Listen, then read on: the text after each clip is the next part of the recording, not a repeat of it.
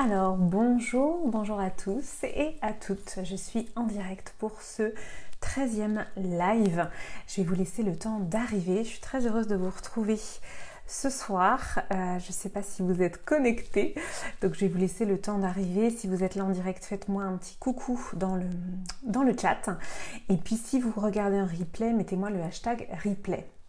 Voilà, je vous laisse quelques instants pour arriver. J'espère que vous avez passé une bonne journée. Moi, je vais vous raconter un petit peu, voilà, ce qui s'est passé pour moi aujourd'hui, les prises de conscience que j'ai eues et que j'ai envie de vous partager aujourd'hui. Bonsoir Sandrine. Mince, j'ai shooté dans ma poubelle. Merci de votre présence en live. Coucou Marion, super. Je suis contente de vous retrouver. Top. Super, je vais vous laisser le temps d'arriver. Pour ceux qui ne me connaissent pas, donc moi je suis Clémence Martin, je suis la fondatrice de The Positive Place. The Positive Place, c'est une entreprise qui s'intéresse à ce qui se passe à l'intérieur de nous et comment agir sur ce qui se passe à l'intérieur de nous pour agir sur l'extérieur. Je vois plein de petits cœurs, c'est sympa, merci Marion. Alors j'espère que vous avez passé une belle journée. Voilà, moi j'ai envie de vous raconter aujourd'hui ma prise de conscience du jour qui fait écho à pas mal de choses. Voilà, donc je suis assez contente de vous retrouver ce soir, même très contente de vous retrouver ce soir pour vous partager tout ça. Donc voilà, moi j'ai à cœur en fait chaque jour, dans ce défi 20 jours de live, j'ai à cœur chaque jour de vous partager une anecdote personnelle. Pourquoi ? Parce que c'est aussi vous permettre de vous montrer mon cheminement, de voir si ça résonne auprès de vous et puis voilà, de voir comment finalement je transforme à l'intérieur ce qui se passe aussi à l'extérieur. Donc c'est un processus de transformation.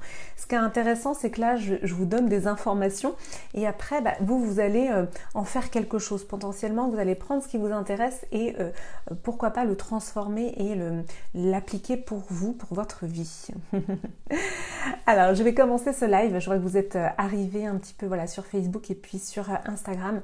Si vous êtes là en replay, mettez-moi le hashtag replay et puis je suis toujours très heureuse de lire vos commentaires et d'y répondre. Voilà, ça me fait toujours très plaisir. Je vois en effet une nuée de cœur du côté Facebook. Merci Marion. Alors ce que j'avais envie de vous raconter aujourd'hui, voilà, c'est que finalement dans ce que j'ai vécu, je l'ai partagé sur certains posts. En fait, voilà, dans ma vie, j'ai vécu des extrêmes. Voilà, des extrêmes, j'en ai parlé dans un de mes posts Facebook. Il se trouve que j'ai vécu rue de la Paix à Paris. Voilà, cette fameuse rue du Monopoly, qui est la plus chère du Monopoly. Donc oui, j'ai vécu rue de la Paix. Et sans transition, on va dire, voilà, on a vécu en famille, rue de la Paix, et puis quelques années. Et puis ensuite, voilà, on a eu ce qu'on appelle un déclassement social, puisque on a dû rendre notre appartement de la rue de la Paix et on s'est retrouvé dans une cité HLM du 19e. Voilà.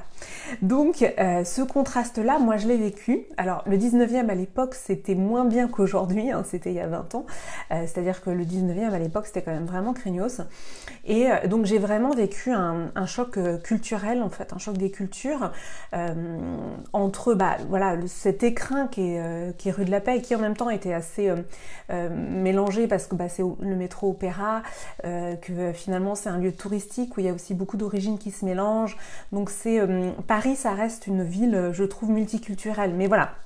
En tout cas, c'est sûr que moi j'ai vécu un décalage énorme entre voilà, la rue de la Paix et la cité HLM du 19e.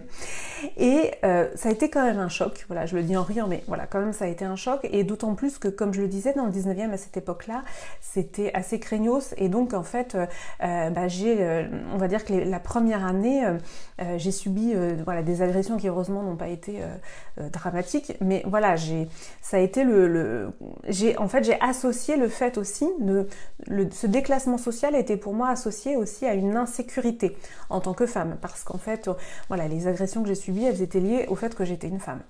Donc ça a ancré des choses, voilà, entre ce déclassement social qui était non seulement un déclassement financier, mais aussi sur un plan de la sécurité. C'est que tout d'un coup j'étais moins en sécurité. Donc ça, c'est un événement qui a quand même été très marquant pour moi. J'avais une vingtaine d'années. Et en fait, ce qui s'est passé, c'est que cet événement a figé en moi une croyance.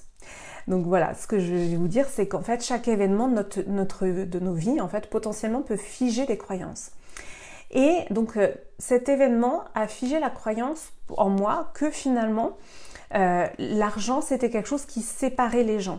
C'était quelque chose qui faisait des clans. Voilà, il y avait le clan de ceux qui vivent dans les quartiers riches, le clan de ceux qui vivent dans les quartiers pauvres, etc. Donc j'avais figé un petit peu cette croyance que l'argent c'était un facteur de séparation, de division, ce qui est vrai d'un certain point de vue. Je dis pas que c'est faux, mais en tout cas, voilà, moi, c'était très présent en moi. Et je sais maintenant que, en fait, j'ai un énorme besoin de communion et de partage. Et c'est pour ça que je partage tous ces lives. Et j'ai le besoin de communion, qu'est-ce que c'est en fait? Ça fait partie des grands besoins qu'on retrouve dans la CNV, notamment la communication non violente. Donc moi, j'ai isolé que dans mes besoins fondamentaux, j'ai un grand besoin de communion, de communier avec les gens. C'est-à-dire qu'on se sente tous appartenir à la même famille humaine, qu'on se sente tous en lien les uns avec les autres, qu'on se sente tous égaux. Et c'est vrai, quand en France, on a ce liberté, égalité, fraternité, mais dans la vie, finalement, on le ressent pas forcément. C'est-à-dire que, en effet, moi, ce que j'avais à cœur de ressentir, c'était cette communion. Et notamment, c'est ce que j'ai réussi à créer grâce au yoga du rire. Et c'est pour ça que j'ai adoré le yoga du rire, parce qu'en fait, le rire, c'est vraiment ce qui nous unit tous, en fait. C'est ce qui nous relie absolument tous ensemble. Charlie Chaplin le disait vraiment, c'est que le rire, en fait, c'est notre facteur commun. Finalement, quand on rit, on est PDG, ouvrier, peu importe en fait, on se relie par le rire. Donc voilà, moi dans le rire, dans le yoga du rire, j'ai trouvé ça. J'ai trouvé cette réponse à mon besoin finalement de communion.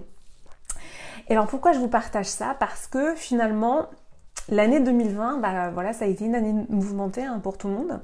Eh bien, moi, l'année 2020, elle m'a permis vraiment de comprendre que c'était important de ne pas figer les choses.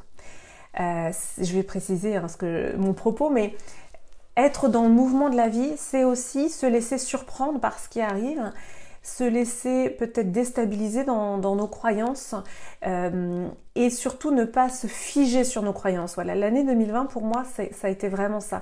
C'est-à-dire que ça a été une année où tout a été remis en question, où tout a été déstabilisé, où il y a pu y avoir un côté vraiment très déstructurant. Et finalement, moi ça m'a apporté cette souplesse-là aussi de me dire ok, tout est mouvant, mais finalement c'est pas grave.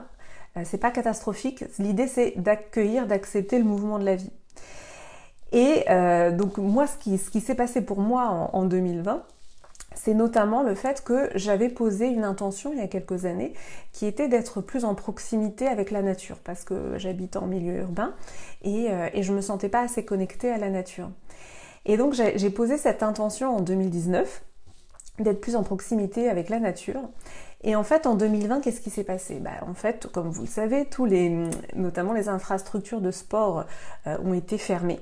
Et mon fils, qui faisait 10 heures de badminton par semaine, ne pouvait plus du tout faire son sport, puisque voilà, il avait un programme spécifique d'entraînement parce qu'il il est deuxième d'Île-de-France, etc. Donc il avait tout un programme de badminton qui est complètement tombé à l'eau. Et donc je cherchais des activités pour l'occuper puisque c'est un peu le lot de tous les parents en ce moment, c'est qu'est-ce qu'on fait avec nos enfants. Et il se trouve que, on a commencé une activité que je n'aurais jamais imaginé commencer pour lui, qui est le golf, puisque le golf, les golfs, c'est les seuls lieux en fait de sport qui sont restés ouverts en fait en 2020 et même encore aujourd'hui. Et donc mon fils a commencé le golf et puis il s'est découvert une passion pour le golf. Et en fait, moi, je l'accompagnais au cours de golf et je me rendais compte à quel point c'était agréable en fait d'être dans un lieu, dans un golf en fait tout simplement, et que moi j'étais très contente de l'accompagner en fait dans cette activité, tout simplement pour être en plein air, pour profiter d'une vue magnifique parce que ce sont des lieux absolument splendides. Et d'être avec lui, de partager ce moment avec lui.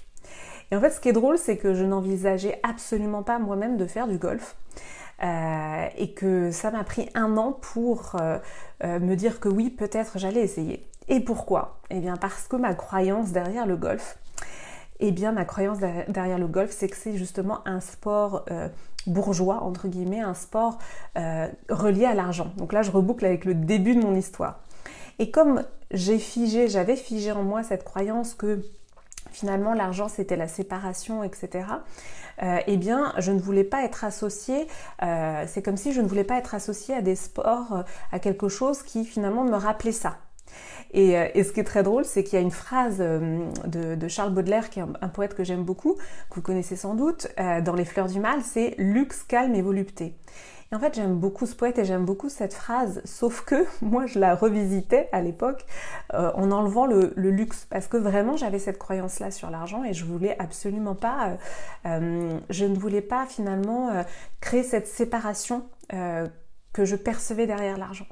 Donc, vous voyez toutes ces croyances en fait que j'avais autour de l'argent et qui se manifestaient de plein de manières différentes, jusque cette phrase de ce poète que j'aime beaucoup, que finalement je reformulais.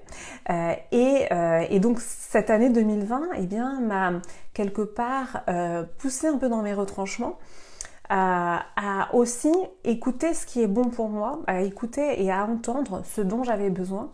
Et en fait, ces soupapes de nature m'ont fait énormément de bien. D'accompagner comme ça mon fils au golf, ça m'a fait énormément de bien. Et au final, voilà, 1 an après, j'ai commencé à prendre mes premiers cours de golf. Et en fait, j'adore ce sport. Donc, quand je vous dis de ne pas rester figé sur des postures, sur des positions et que la vie peut être surprenante, bah voilà, c'est un exemple surprenant pour moi, puisque vraiment jamais je n'aurais pensé faire un jour ce sport, y prendre du plaisir et surtout me dire, bah en fait, c'est ce dont j'ai besoin ici et maintenant. Il n'y a pas de jugement à avoir, il n'y a pas de croyance à plugger dessus. Il y a juste à se laisser porter en fait par le plaisir en fait et le ressenti. Ah, je regarde vos petits commentaires. Marion, moi aussi, je l'aime bien ce poète. Pour moi, c'est un des meilleurs. Ah oui, Charles Baudelaire, ouais, super. Marion, ça nous fait encore un point commun. Donc, du coup, voilà, c'est se laisser surprendre par la vie. Je pense que c'est vraiment ça, et ne pas figer des croyances, ne pas rester bloqué sur des croyances. Voilà, je vous ai raconté un petit peu en accéléré tout un pan en fait de ma vie qui expliquait en fait cette croyance que j'avais derrière l'argent. Et finalement, bah accepter d'être surpris en fait par les événements de la vie. Voilà, en 2019, j'avais posé cette intention d'être plus en proximité avec la nature. J'aurais pas pensé que en 2021, ça serait finalement de pratiquer un sport comme le golf qui me permet d'être en méditation avec la nature. C'est vraiment ce que je ressens. En fait, le golf, c'est pour moi vraiment un sport qui illustre vraiment le yin et le yang.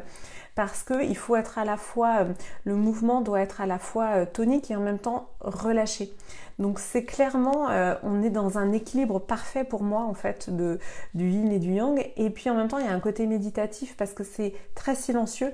Dans les règles notamment du golf, il faut que tout soit très calme en fait, très silencieux. Bon, il se trouve qu'en ce moment il y a du soleil, donc aujourd'hui on y est allé avec mon fils et il y avait un grand soleil et donc c'était... Voilà, c'est magnifique, c'est suspendu et ça répond vraiment à cette phrase luxe, calme et volupté. Et justement pour moi, ce qui est important aussi, c'est d'aller déconstruire le mot luxe en fait. Qu'est-ce qu'il y a derrière le mot luxe? Eh bien, moi j'y vois la lumière. Luxe, c'est l'origine, hein, c'est le mot lumière en fait en latin.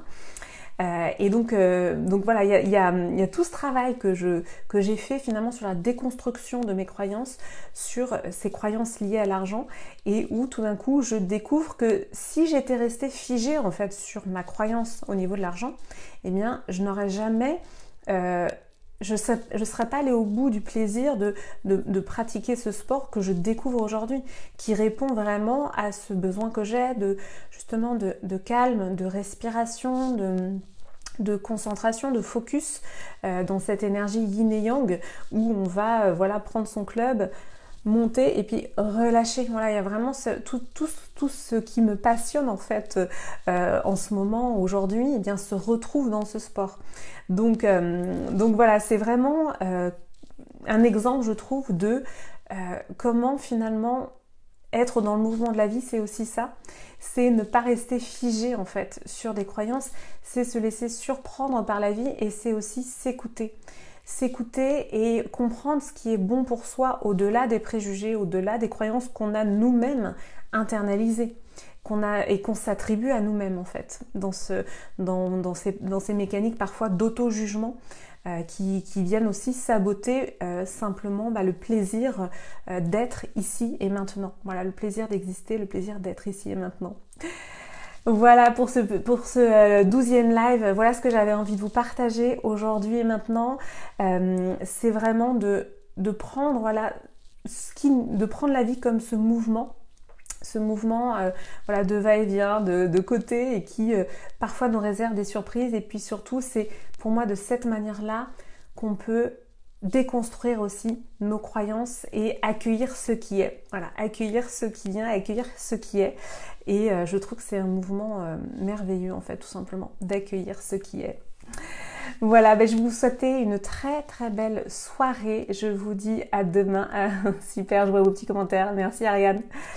J'étais très heureuse de partager ce live avec vous. Si vous regardez en replay, mettez-moi le hashtag replay. Merci Marion, très beau live et très belle histoire. Je suis hyper contente que ça te parle. Voilà, je suis ravie encore une fois d'avoir partagé tout ça avec vous. Je vous dis donc à demain pour le 13e live de mon défi 20 jours de live. Si vous me regardez en replay, mettez-moi le hashtag replay, mettez-moi vos petits commentaires. Je suis toujours très heureuse d'y répondre. Et puis sinon, je vous retrouve donc demain. Je vous dis très belle soirée et à demain. Ciao, ciao.